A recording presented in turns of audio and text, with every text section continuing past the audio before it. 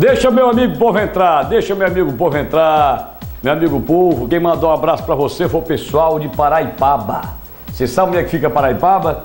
Sabe, você já foi lá? Já. Eu queria mandar um grande abraço pro pessoal de Paraipaba no Ceará.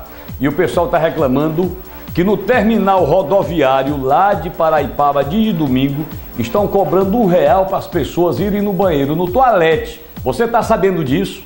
O senhor está sabendo disso? E não me disse nada. O senhor não me disse nada. Você queria esconder essa verdade para mim? Era? Pois me conte a história. Pois isso é verdade. Estão cobrando R$1 para a pessoa idosa ou qualquer pessoa ir no banheiro. Você acha isso correto? Você acha isso correto? Não acha correto, eu também não acho correto. E eu pergunto, cadê o Ministério Público aí de Paraipaba para cá em cima? Vamos chamar a polícia, né? Vamos chamar a polícia, vamos chamar o Ministério Público, vamos chamar a polícia, vamos chamar o Ministério Público, porque R$1 para ser o toalete é demais. Você acha que eles vão resolver isso aqui já já? Não acha? Vão demorar a resolver?